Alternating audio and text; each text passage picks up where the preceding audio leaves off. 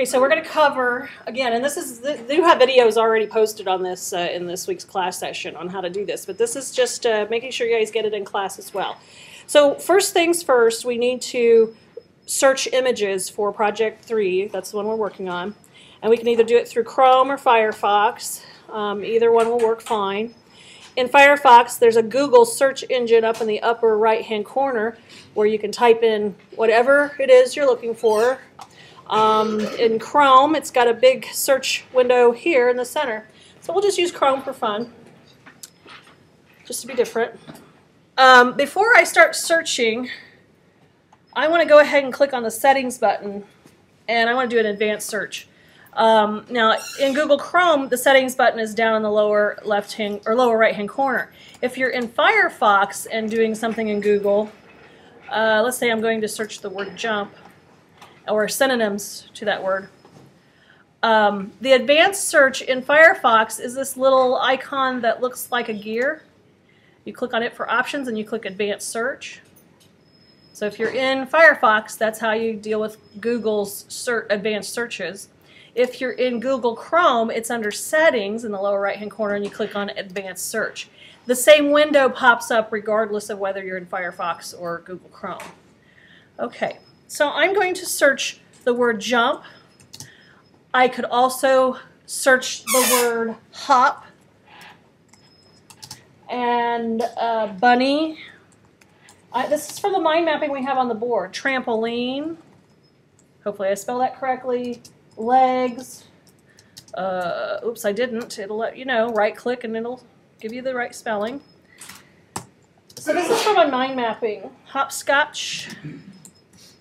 Etc. Okay, so it's going to find all of these. Instead of just searching for one image at a time, I can kill a lot of these at one time in this all of these words advanced search, or any of these words, either one. Now, here's where it's really important: is to we're actually looking for a size. Where is it? We don't care about the format. Oh.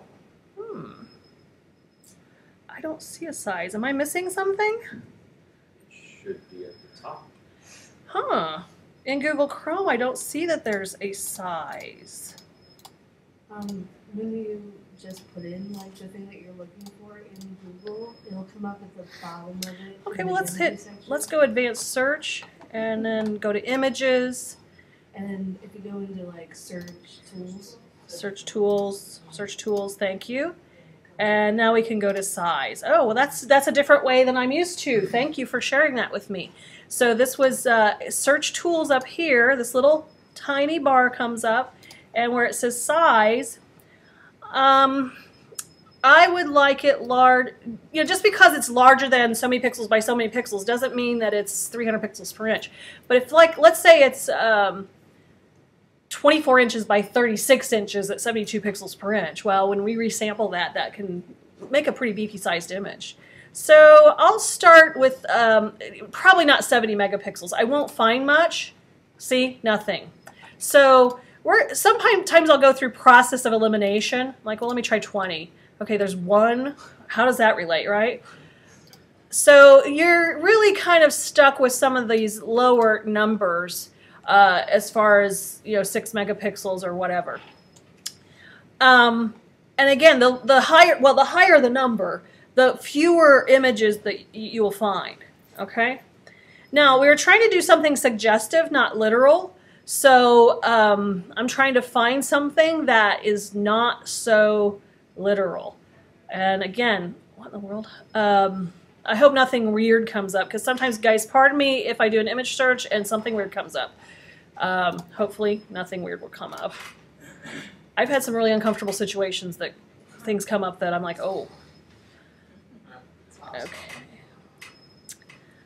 Okay, I'm not finding a lot yet that really gets the idea of hopscotch or, so this was, I think that was 4 megapixels, so let's go down to 2 megapixels. So you guys are going to run into the same problem that I'm going to run into.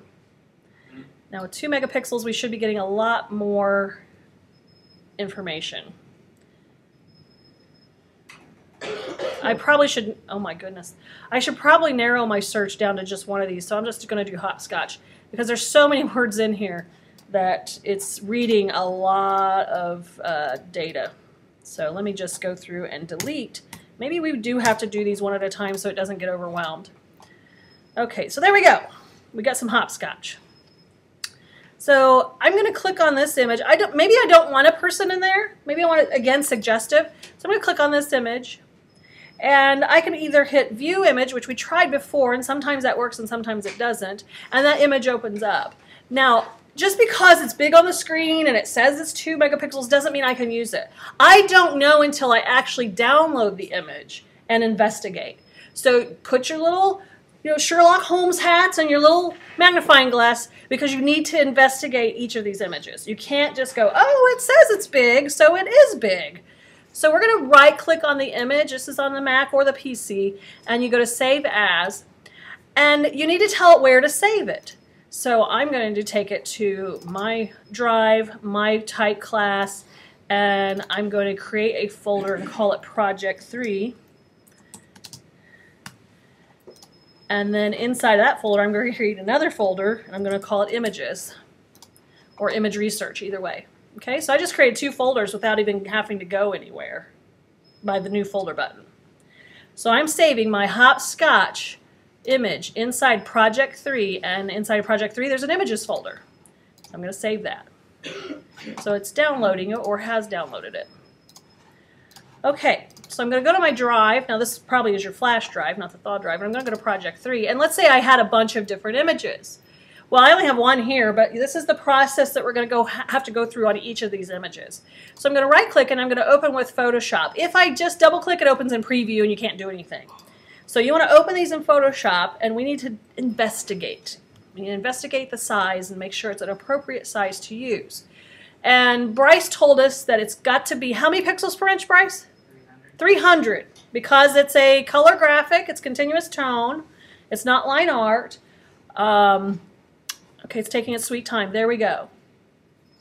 Now, some of you guys are still a little new to Photoshop, and I learned the other day by a couple of different students, they didn't know this keyboard shortcut.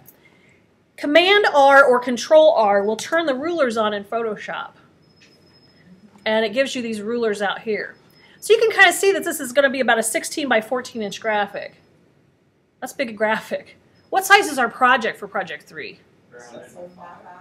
5 by 7 or 7 by 5? Yeah, which one is it? 5 by 7. 7 wide and 5 tall. Guys, width always goes first, height always goes second, and it does specify, I believe it says 7 by 5. Now, this is not 7 by 5, it's like 16 by 14, but let's see if the pixels per inch is right. So we would go to, this is the investigation part, we would go to image size. This is 6 items down in the image window, image control or whatever, image menu, image size. The keyboard shortcut, this is kind of like hieroglyphics. If you don't understand them, they mean nothing to you. So we know that little flower shape is Command, but does anybody know what this little, it looks like an X missing part of its stem, part of its stroke. Does anybody know what that is? Shift is the arrow. I can't see it. Okay, that's all right. You're way back there. Okay, so let me try it. I'm gonna go, let's see. We know it was Command. Was it Command and Control and I? No, nothing's happening. Command Option I, there we go. So when you see these keyboard shortcut icons, this X that's missing almost half of its letter form is actually Alt or Option.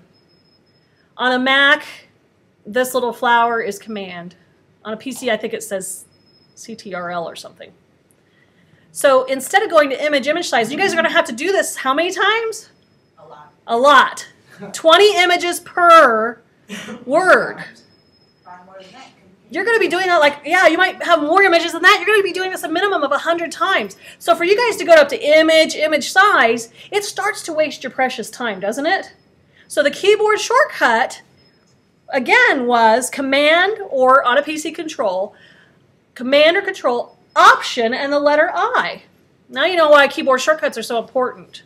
Because when you're using them multiple times, it saves you time. Again, on a PC it'd be Control Option and the letter I. On a Mac it'd be Command Option and the letter I.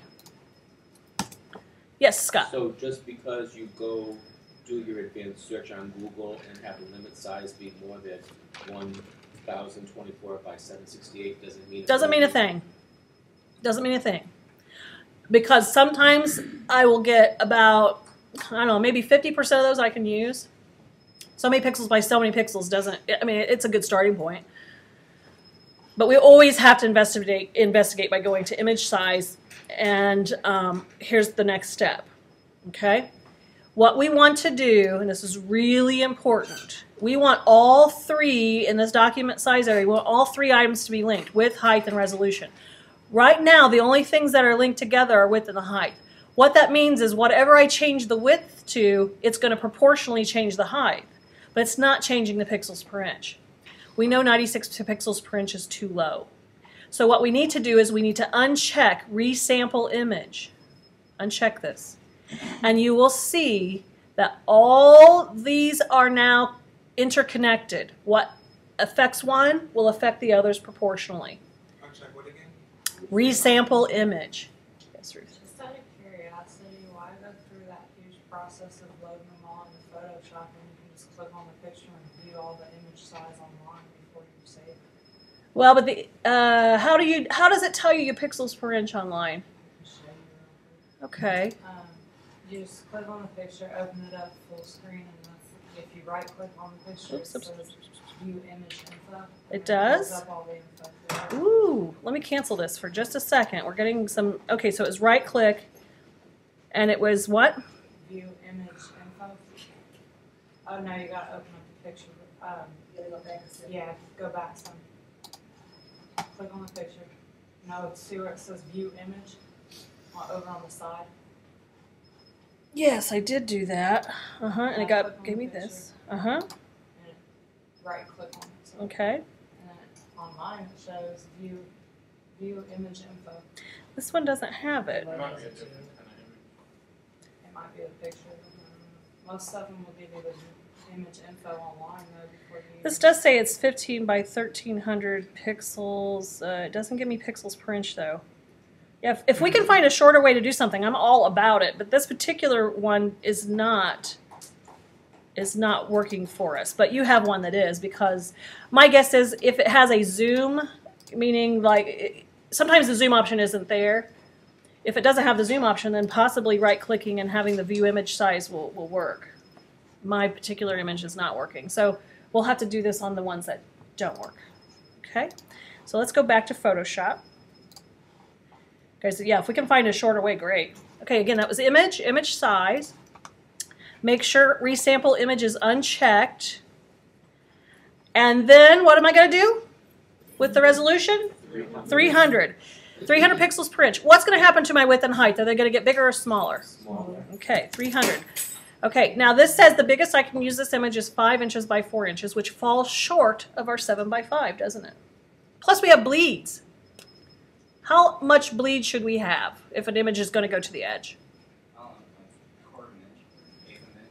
An eighth of an inch on all sides. Yeah, for printing, on regular printing. Now, if you're doing signs and banners or large format printing, the bleed is larger. But on just smaller print jobs, it's standard that the bleed is an eighth of an inch. So you really need your images to be 7 1/4 by 5 1/4 to accommodate for that eighth of an inch bleed all the way around, right? I'm going to go ahead and hit OK. It's decent, though. This isn't garbage. It's decent. 5 by 4, I can deal with that. Now, you'll see my rulers changed, but the picture did not get any smaller. The rulers did, though. So sometimes this can be very deceiving to people when they do this. They're like, but it didn't change its size. No, it did. It just keeps the same view. Now, you guys want to know the sneaky, sneaky secret? Jalen, this is definitely for you. I want to use this image. And it didn't start as garbage. 4 by 5 inches is a pretty decent sized image. Now, we're going to deal with a thing called actions in Photoshop. I don't think I've shown you guys this before. I might have. Have I? You upscale it 10%. Yeah. I'm going to do that again. So I've shown you guys that before, but I'm going to show you again. Repetition, again, hopefully makes it stick. So I'm going to record an action, and the action will be me increasing this image size by 110%, but leaving the pixels at 300. Okay?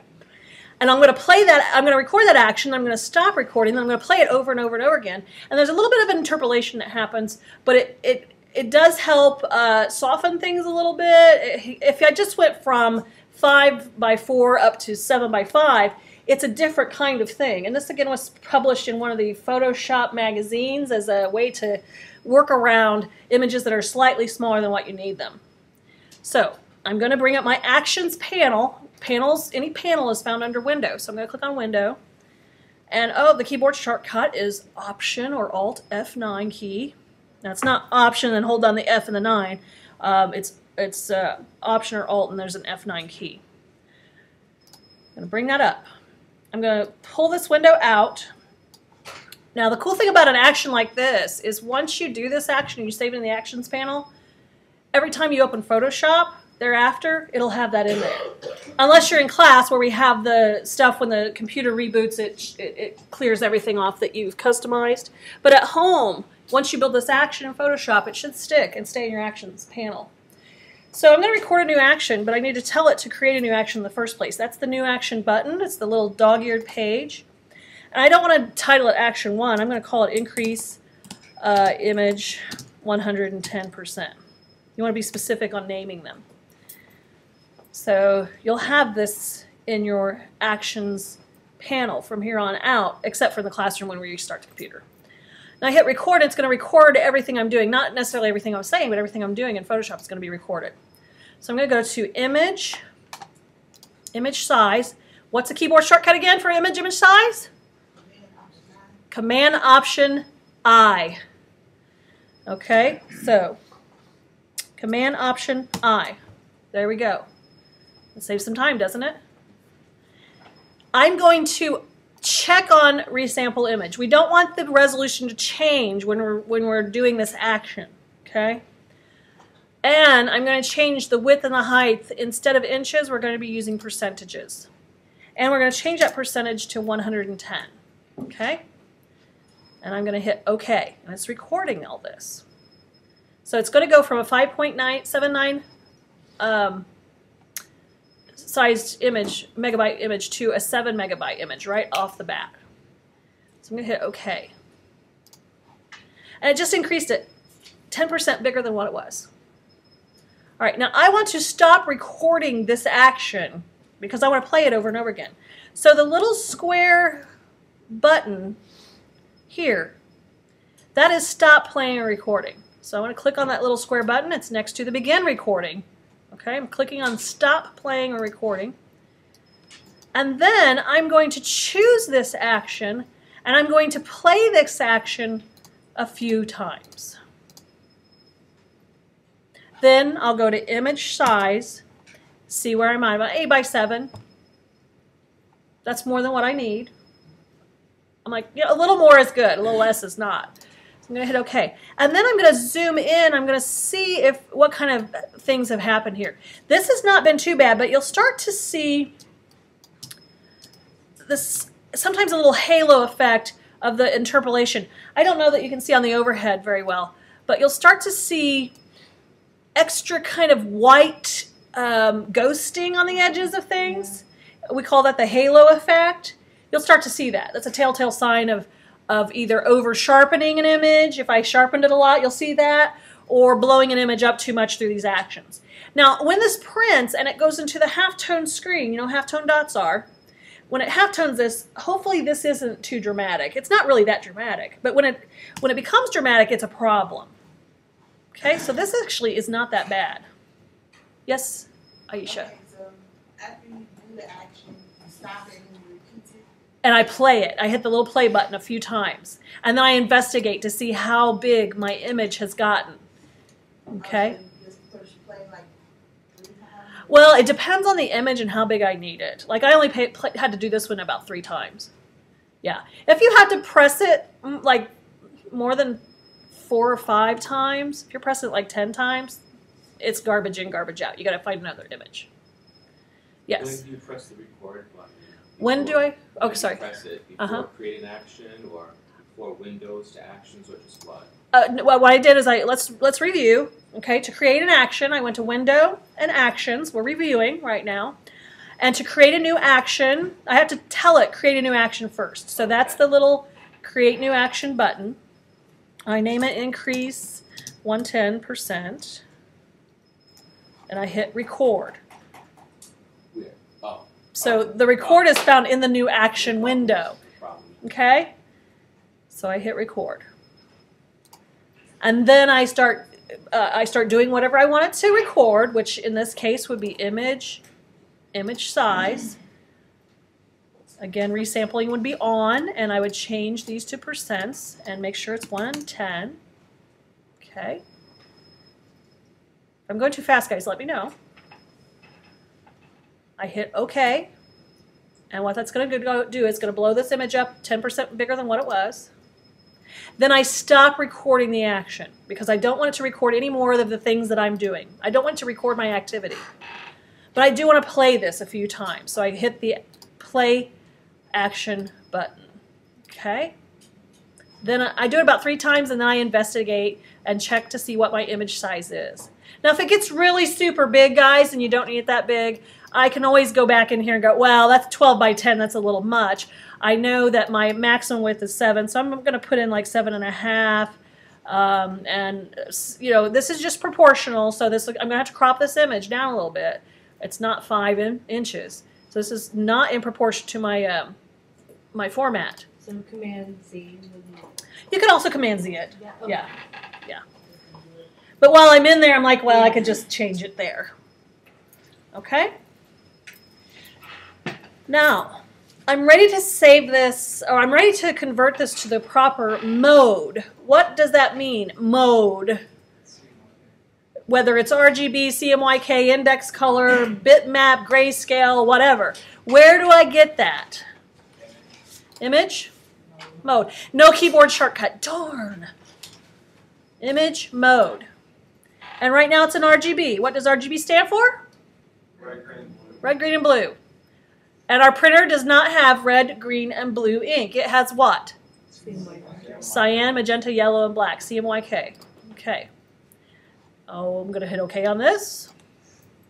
Now, if you see some color changing, yellows tend to go a little yucky green. You can always do some color adjustment in Photoshop if you get that problem, because RGB and CMYK don't make perfect conversion. But this one looked pretty good. Now, what do I do? Saved as a JPEG. What file format? TIFF. File, save as, Shift, Command S is the keyboard shortcut. File, save as. You know, when you do this a few times, you're like, man, I need to learn my keyboard shortcuts. You know, you got 200 images or something crazy like that, or 100 or whatever. Save as. And where it says JPEG, format, JPEG, I want to choose TIFF. And then I hit save. That's funny. I just got that Tiffany over here. She goes by Tiff. You're destined to be a designer. I know, right? Yeah. I hit save. We don't have to worry. Don't compress these. Okay, just leave them regular. It's okay if it says IBM PC byte order. Mac likes IBM stuff and PC doesn't. So don't click on Macintosh if you're using a Macintosh, because as soon as you bring it to a PC to do something, it'll go, well, no. So just leave that on IBM. Mac understands it and can deal with it. Okay, so I just saved that.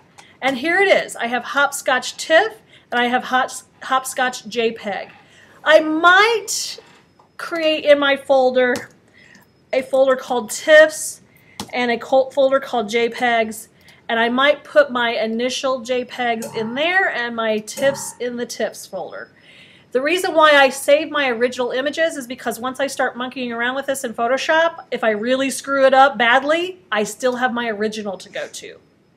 Okay, I always keep my original scans or images. Now, when you guys are out there, you'll get original images from your photographers. Sometimes you'll get an image that's scanned professionally. These scanners are like really expensive. And I always keep the originals intact, untouched, and as a backup. So that's my JPEG. Those are my intact, untouched, raw from the internet. And my TIFFs are the things that I converted and made the size and all that. Okay? Anytime you really do that kind of thing, is that what TIFF is? I know we've talked about TIFF, but is that usually what TIFF is going to be used for? TIFFs are used for printing.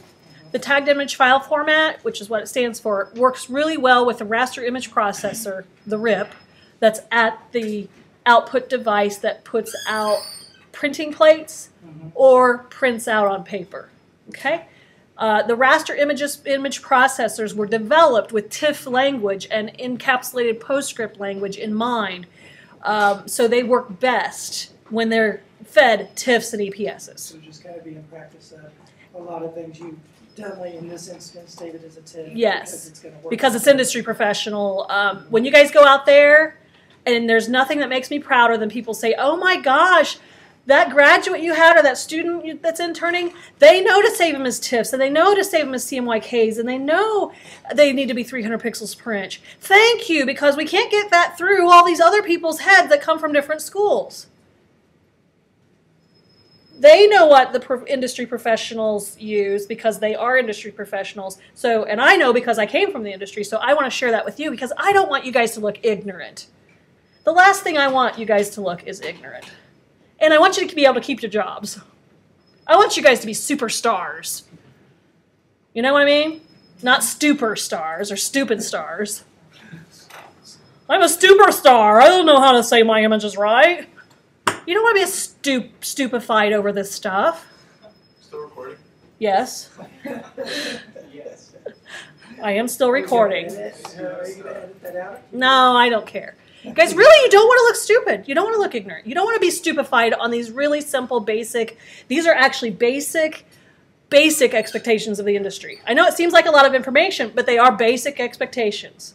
That and loading fonts. I'm sorry, so if we use a raw file, If you use a raw file, like, and we bring it up in Photoshop in that raw file, like, with, do you do the sizing down, I forget what it's called, that, like, little link down the bottom? Where it brings up the size, or, like, sizing for you. you might be able to do it there. I haven't been able to, you mean right here? No. No? When you open, like, an NEF file, and that raw file format comes up on in Photoshop. Let me see if I can do a raw here. I don't know that it'll let me. Photoshop raw. I'm going to put it in the JPEGs. Okay. Oh, blah, blah. I don't know. Let's see. This comes from the camera. The raw file comes from the camera. I think it's already open in Photoshop. So we're talking about, let's see, this is, talking about raw files right now. When that extra window pops up with you. You know what I'm talking about? When that, like, This one right here? No. Like, your image pops up with another window where you can do some a little bit of editing to it before it opens really. When you open with camera raw. Yeah, when you open it. Oh my goodness. I'm going to have to, yeah, you guys are treading water that I need to actually be swimming into. So, what we need to do is bring one up in as example, and I'm not, you know, like, I don't want to trip through it in recording. Raw images in my Okay, why don't we do that as a separate thing, and we'll see if there's any difference. And if there is, we'll figure out, we'll do a little demo on it and record it, okay? So yeah, we're treading water that I've not had to familiarize myself with, but I need to, right? Because you guys are going to get raw images right from the photographer, and you need to know how to deal with them. So that's a really legitimate concern. Okay, so you guys will be doing this how many times? Over 100. At least 100 times. Keyboard shortcut for image size is? Control Alt. no, Command Option I. Command Option I or Control Alt I. Command Option I on a Mac, Control Alt I on the PC. Save as. Shift Control S on a PC, Shift Command S on a Mac. You guys, those are the two keyboard shortcuts that you're going to be using a lot of when you're doing these images. Become familiar with them. Shift Control S for save as, because you're going to save as a TIFF. But before you did that, you went to image size, and it was Alt Control I on a PC. Alt-Command-I on a Mac. Okay, so you guys might be doing both PC and Mac. All right. I want you guys to save your precious time and use those 2 keyboard shortcuts and become familiar with them. Because the only way you're going to become familiar with keyboard shortcuts is by using them. And that's how I had to do it out in the industry. When somebody said, hey, I need 90 images to have this done, this done, this done, this done. And I had to open each one of them and labor over each one of them. I'm like, God, there's got to be a better way. One, I learned about actions. And then I learned about how to do actions on a batch of scans on images, which is really cool because I can turn literally a 3-hour job into 5 minutes. Batching actions. We're going to talk about that another day, though. That's actually for your Photoshop classes. But it's a phenomenal thing, actions are. If somebody says, oh, we're doing newsprint, and all those images need to be grayscale, and they need to be adjusted, the color balance and stuff, and it's all the same photos from the same photograph, or it's all from the same photo shoot, you can do that in 5 minutes. Is that like more advanced Photoshop? It should be a more advanced thing. Yeah, I was like, 1 or 2 If they don't cover it, you need to ask about it. Hey, I understand actions. I understand you can batch. You can do a whole entire batch, play an action on an entire batch of images. So you guys be hungry for that information and ask for it, and then they'll make sure that they cover it if they aren't covering it.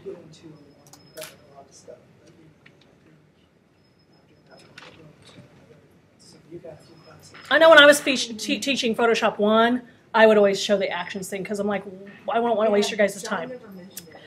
Well, and he comes from a different place. I come from industry where we use that stuff, and he comes from a different place where they didn't really the practicalities of Photoshop. I was really forced on the practicalities of Photoshop, and in a working environment where we're using 100 images every 5 minutes. So John hasn't had to have been immersed in that same kind of environment. So ask about it, and then they can share it with you. You can also do a tutorial online. Yes. So when you save as a TIFF, it also saves as a JPEG for you?